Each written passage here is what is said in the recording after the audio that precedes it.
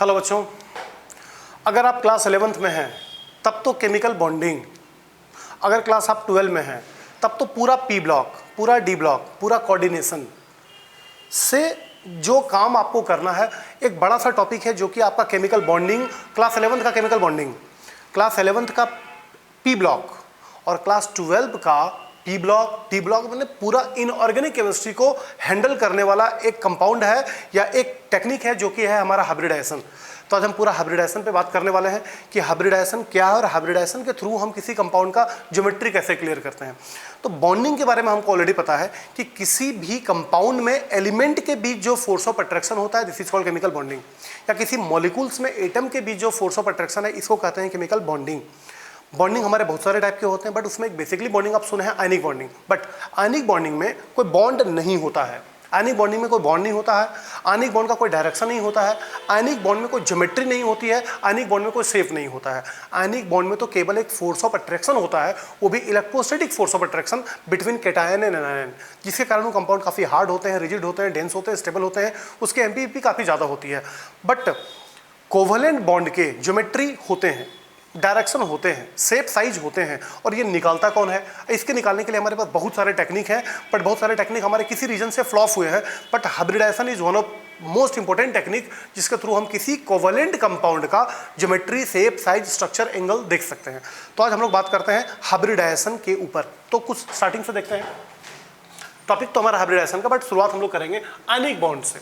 आयनिक bond में वही डिफरेंशन आप बचपन पे पढ़े होंगे, इलेक्ट्रॉन का ट्रांसफर से जो बॉन्ड बनता है, मेटल नॉन मेटल के बीच में जो बॉन्ड बनता है, कैटायन एनायन के बीच में बॉन्ड जो बनता है, बट उसमें कोई बॉन्ड नहीं होता है। No bond, no direction, no geometry, no shape. Ionic bond का only electrostatic force of attraction. Ionic bond में काफ़ी हार्ड होते हैं, काफ़ी हाई मेल्टिंग बॉइलिंग पॉइंट होता है। कुछ एग्जांपल आपका आयनिक बॉन्ड का NaCl, KCl, MgO, CaCl2, MgCl2 etc। Ionic bond, ध्यान दीजिए, आयनिक बॉन्ड का कोई ज्योमेट्री नहीं, कोई शेप नहीं, कोई साइज नहीं, कोई हाइब्रिडाइजेशन नहीं। जबकि कोवलेंट बॉन्ड जहां पर म्यूचुअल शेयरिंग होता है, तो डिफिनेशन में तो हम लोग बोलते हैं म्यूचुअल शेयरिंग, बट इलेक्ट्रॉन का शेयरिंग नहीं होता है। शेयरिंग एक्चुअली होता है ऑर्बिटल्स का, और ऑर्बिटल का भी शेयरिंग नहीं होता, ऑर्बिटल का होता है इंटरमिक्सिंग, ओवरलैपिंग। कोवलेंट बॉन्ड के डिफिनेशन में हम लोग 9-10 से बोलते आ रहे हैं कि the bond which is formed by mutual sharing of electron. हम लोग बोले हैं the bond which is formed by mutual sharing of electron.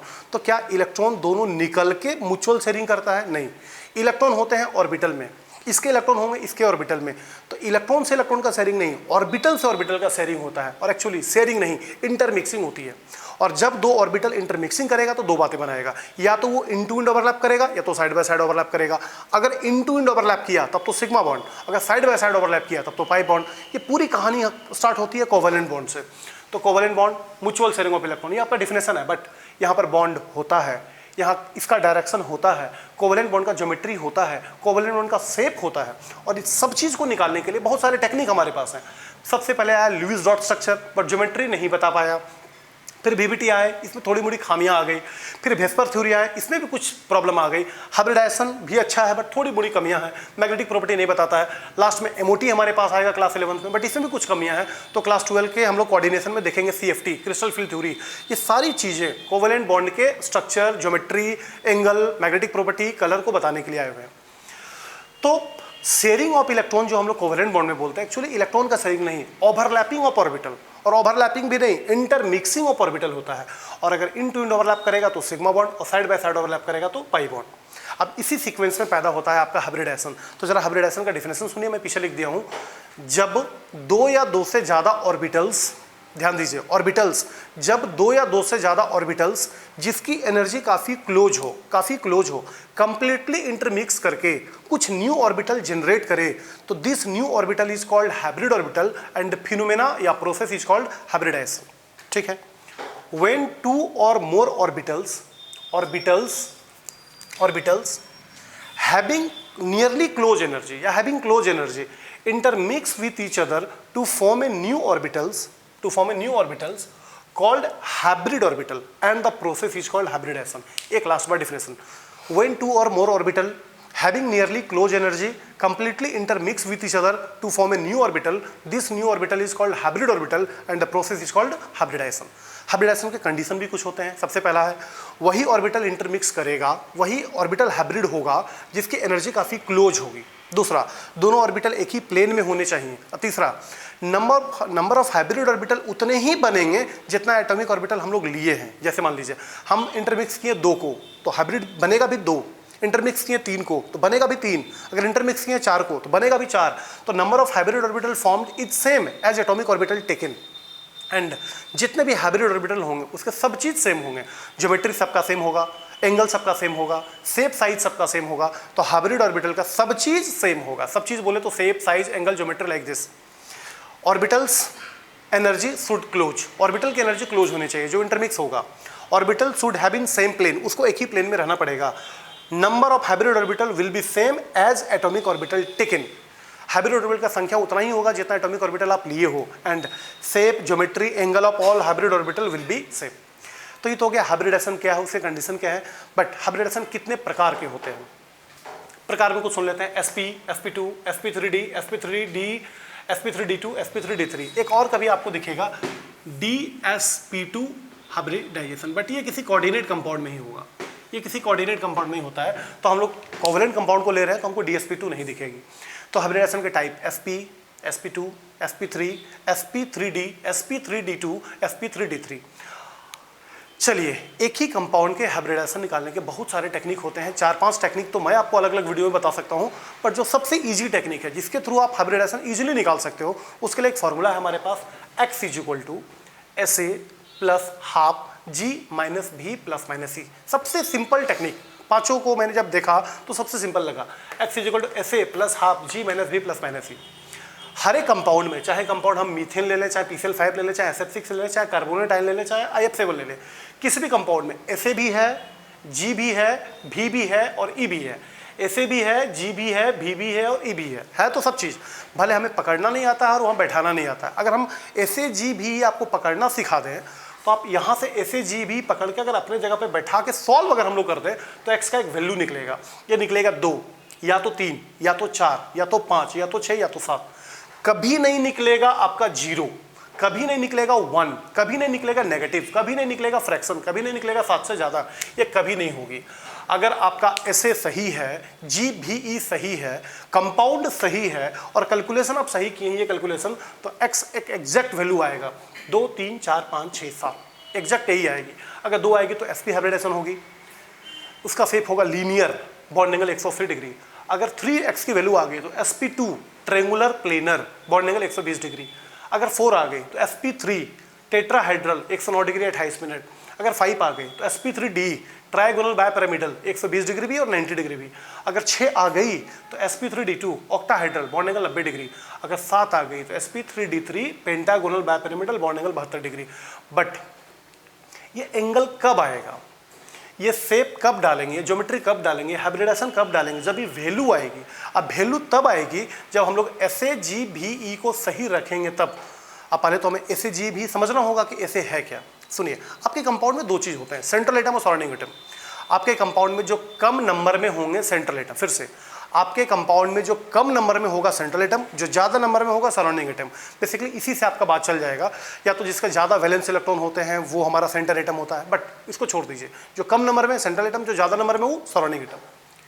Centre atom, centre atom, centre atom, centre atom, centre atom. हाँ, आगे वाला सेंटर एटम, पीछे वाला surrounding atom. But कभी कभी आपको थोड़ा सा धोखा दे देगा, जैसे H2O में देखिए कम नंबर में ये है, ये सेंटर एटम है। तो ऐसा नहीं मान लेते हैं कि आगे वाला सेंटर एटम, पीछे वाला सराउंडिंग एटम। ऐसा होता है 80-90% केस में। बट ये सही है, जो लेस नंबर में होगा वो सेंटर एटम और जो मोर नंबर में होगा वो सराउंडिंग एटम। तो ऐसे है total number of surrounding atom, total number of surrounding atom, total number of, ऐसे है total number of surrounding atom. Surrounding atom का नंबर 2, 3, 4, जैसे सराउंडिंग एटम कितना, 4, 5, 6, 3, 7। तो ऐसे तो पकड़ना बहुत आसान है। Total number of surrounding atom, total number of surrounding atom. जी, सेंटर एटम का वैलेंस इलेक्ट्रॉन, सेंटर एटम का valence electron, centre atom carbon 6, 2, 4, 4 हुआ। फास्फोरस वैलेंस इलेक्ट्रॉन, फास्फोरस का 15, एटॉमिक नंबर 5, 2, 8, 5। इसके लिए मैंने कुछ तरीका लिख दिया बगल में कि 1 से लेकर 20 तक का एलिमेंट का एटॉमिक नंबर है, कन्फिग्रेशन है और वैलेंस इलेक्ट्रॉन वैलेंस है, जिसकी जरूरत हमें पड़ने वाली है। फिर से आते हैं ऐसे, total number of surrounding atom. जी, सेंटर एटम का valence electron, once again centre atom का वैलेंस इलेक्ट्रॉन, सेंटर एटम का वैलेंस इलेक्ट्रॉन, सेंटर एटम का वैलेंस इलेक्ट्रॉन, भी से थोड़ा बच के, भी से थोड़ा बच के, सारे बच्चे लोग भी से थोड़ा बच के, total multiple valency of surrounding atom. करना क्या है, पहले सराउंडिंग एटम के पास जाना है, जो ज़्यादा नंबर में सराउंडिंग एटम के पास जाना है, इसका वैलेंसी देखना है कितना है, 1 2 3 4 होगी, वैलेंसी 1 2 3 4 ही हो सकती है, उसका वैलेंसी देखना है, फिर वो कितना बार है उसको मल्टीप्लाई करना है, total multiple valency of surrounding atom, total multiple valency of surrounding atom. और ई का मतलब चार्ज, अगर प्लस होगा तो माइनस डालेंगे, माइनस होगा तो प्लस डालेंगे, नहीं होगा तो हम लोग डब्बा को बंद कर देंगे। अब कैलकुलेशन करने से पहले या निकालने से पहले कुछ हम लोग देख लेते हैं, 1 से लेकर 20 तक का एटॉमिक नंबर, उसका वैलेंस इलेक्ट्रॉन और वैलेंसी, क्योंकि इसके बिना हाइब्रिडाइजेशन नहीं निकलेगा। कान खोल के सुन लीजिए, अगर नहीं सुने तो फिर से सुन लीजिए, इसके बिना हाइब्रिडाइजेशन नहीं निकलेगा। 9th 10th में हम लोग पढ़ के आए हैं, 1 से लेकर 20 तक का एटॉमिक नंबर, उसका valence electron valency. Hydrogen configuration 1, valence electron भी एक, वैलेंसी भी एक। इसका यूज हम लोग जी के जगह पे कर रहे हैं, इसका यूज हम लोग भी के जगह पे करेंगे, वैलेंसी के जगह पे।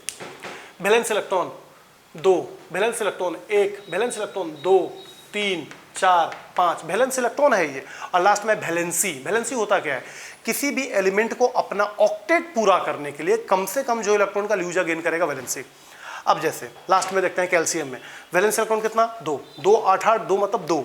अब वैलेंसी भी 2, बिकॉज 2 लूज करके अपना ऑक्टेट पूरा करेगा, ये 1 लूज करके अपना ऑक्टेट पूरा करेगा, इसका ऑक्टेट ऑलरेडी कंप्लीट है 0, 7 है, 1 गेन करके ऑक्टेट पूरा करेगा, तो वैलेंस इलेक्ट्रॉन तो 7, वैलेंसी 1। 6 वैलेंस इलेक्ट्रॉन है बट 2 लेके ऑक्टेट पूरा करेगा, वैलेंसी 2। 5 वैलेंस इलेक्ट्रॉन है, 3 लेके अपना ऑक्टेट पूरा करेगा, वैलेंसी 3। 4 लूज भी करे चाहे 4 गेन भी करे, 3 है, 3 लूज करेगा, वैलेंस इलेक्ट्रॉन 3, वैलेंसी भी 3, वैलेंस इलेक्ट्रॉन 2, वैलेंसी भी 2। नियोन का वैलेंसी 0, वैलेंसी 1, वैलेंसी 2, तो बगल में वैलेंसी रखा हुआ है, ये वैलेंस इलेक्ट्रॉन। इसका यूज हम लोग जी और भी की जगह पे करेंगे। अब कुछ कंपाउंड का हाइब्रिडाइजेशन हम निकाल के आपको दिखाते हैं, जिसके थ्रू कुछ प्रैक्टिस भी आपको करवाएंगे। जैसे एक कंपाउंड है मेरा CH4 मीथेन, इसका हाइब्रिडेशन क्या होगा, फॉर्मूला ऊपर में है, x = SA + ½ G - B + -C।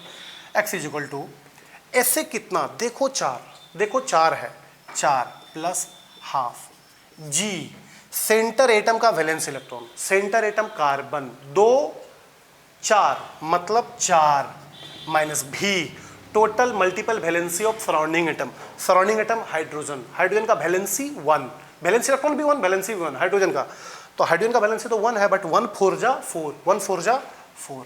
कोई चार्ज नहीं है तो डब्बा को बंद कर देते हैं, अगर प्लस होता तो माइनस डालते, माइनस होता तो प्लस डालते, कुछ नहीं है, डब्बा को बंद किए। 4 में 4 गया 0, 0 × ½ 0, बचा कितना 4, अब 4 बचा तो sp3, वो तो हम लोग ऊपर में लिखे हैं 4 के लिए sp3। नेक्स्ट PCl5, x = ऐसे कितना 5 + ½ G फास्फोरस 15, 2 8 5 मतलब 5 minus valency of surrounding atom, total multiple. Chlorine की वैलेंसी 1, क्लोरीन की वैलेंसी 1, बिकॉज 17 2 8 7 है, 1 required to complete their octet, valency 1, 1 5 जा 5, कोई चार्ज नहीं है, डब्बा बंद करेंगे। 5 में 5 गया 0, 0 × ½ 0, बचा 5, अब 5 बचा तो sp3d। फिर से SF6, x = ऐसे कितना 6 + ½ G सल्फर का वैलेंस इलेक्ट्रॉन, सल्फर 16, 2 8 6 मतलब 6 minus total multiple valency of surrounding atom, भी के जगह पे। फ्लोरीन की वैलेंसी 1, 1 6 जा 6, कोई चार्ज नहीं है, डब्बा बंद करेंगे। 6 में 6 गया 0 × ½ खत्म, 6 बचा तो sp3d2। कार्बोनेट आयन को चार्ज वाला लिया, x = ऐसे कितना 3, ऐसे कितना 3 + ½ G सेंटर एटम का valence electron, centre atom carbon 6 2 4 डालेंगे, -B total multiple valency of surrounding atom. और सराउंडिंग एटम है ऑक्सीजन, जिसकी वैलेंसी 2, ऑक्सीजन की वैलेंसी 2, ऑक्सीजन की वैलेंसी 2, तो 2 अगर है तो 2 तिया 6, 2 तिया 6 माइनस से। और देखिए यहाँ पर -2 है तो हम यहाँ पे लास्ट में +2 लिखेंगे, तो 4 2 6 में गया 6, हो गया 0, 0 ½ खत्म, बचा 3, अब 3 मतलब ये हो गई sp2। IF7, x = ऐसे कितना 7 + ½ G आयोडीन के वैलेंस सेल में कितना electron, iodine is the member of halogens, fluorine chlorine bromine iodine, सबके वैलेंस सेल में 7, तो आयोडीन के वैलेंस सेल में भी होगा 7 minus total multiple valency of surrounding atom, surrounding atom is fluorine, valency is 1, valency is 1 7 जा 7, कोई charge नहीं, डब्बा बंद करेंगे। 7 में 7 गया 0, 0 × ½ खत्म, बचा 7 का मतलब sp3d3। लास्ट SO3 के ऊपर 2 minus X is equal to SA कितना 3 प्लस हाफ G 6 G कितना हो गया 6 सल्फर का 6 माइनस ऑक्सीजन का वैलेंसी 2 2 तिया 6 यहाँ -2 है तो +2 6 में 6 गया 0 2 कटा इस 2 से तो बचा 3 और एक 4 अब 4 का मतलब sp3 क्या किए हम कुछ ओनली खेला हुआ है भी में थोड़ा फंसोगे एक बार फिर से बोलना total multiple valency of surrounding atom अब वैलेंसी के लिए कम से कम ये चार्ट को जरूर देखिएगा वैलेंसी किसी भी एलिमेंट को अपना ऑक्टेट पूरा करने के लिए जितना इलेक्ट्रॉन का लूज या गेन करेगा दैट इज वैलेंसी वैलेंसी से थोड़ा बच के और ई की जगह पे चार्ज आती है प्लस चाहे माइनस प्लस होगा तो माइनस डालेंगे माइनस होगा तो प्लस डालेंगे अब इसके बाद कुछ कंपाउंड आपके पास मैंने 30-35 कंपाउंड रखा है जिसका प्रैक्टिस करके आप हाइब्रिडाइजेशन बिल्कुल सीख सकते हैं जैसे methane sp3 CCl4 sp3 BCl2 sp CO2 sp BF2 sp BCl3 sp2 BF3 sp2 SiCl4 sp3 तो आपके पास कुछ कंपाउंड है जो कि प्रैक्टिस करके आप हाइब्रिडाइजेशन निकाल सकते हैं और बगल में सबको आप चेक भी कर सकते हैं हाइब्रिडाइजेशन जब भी निकलेगा तो कोवेलेंट बॉन्डेड कंपाउंड का ना कि एनिक बॉन्डेड कंपाउंड का तो जब 3500 जो मैंने रखा है ये कोवेलेंट बॉन्डेड कंपाउंड है बट अगर ये पूरा वीडियो आप देखें हैं तो एक चीज़ और आपको लास्ट में दिखा दें जैसे H2SO4 का अगर हाइब्रिडाइजेशन हमसे पूछता है तो बीच में आयनिक कैरेक्टर है तो इसको काटना पड़ेगा और ये बचेगा SO4 के ऊपर डबल माइनस आप इसका हाइब्रिडाइजेशन निकाल दीजिए इस कंपाउंड का ही होगा एक और एग्जाम्पल C जैसे मान लीजिए मेरे पास हो जाए H2CO3 कार्बोनेट हाइड्रोजन कार्बोनेट अगर ये है अगर इसका हाइब्रिडाइजेशन पूछे तो यहाँ पर आयनिक चक्कर है इसको हम लोग डिसोसिएट करेंगे ये बचेगा CO3 के ऊपर 2 माइनस इसका हाइब्रिडाइजेशन लोग निकाल देंगे तो हाइब्रिडाइजेशन जब भी निकलता है तो कोवेलेंट का न कि आयनिक का तो हाइब्रिडाइजेशन क्या है हाइब्रिडाइजेशन के लिए फॉर्मूला आप क्या यूज कर रहे हैं x का वैल्यू आएगा तो क्या देंगे एक वीडियो में मैं आपको सारे का ज्योमेट्री दिखाऊंगा sp ज्योमेट्री लीनियर कैसा होता है sp2 ट्रायंगुलर कैसा होता है जिसको वेस्पर थ्योरी में लाने वाला है ठीक है आप पूरे बोर्ड का स्क्रीनशॉट आप ले लीजिए और कुछ कंपाउंड का प्रैक्टिस करके हाइब्रिडाइजेशन को कवर कर सकते हैं थैंक यू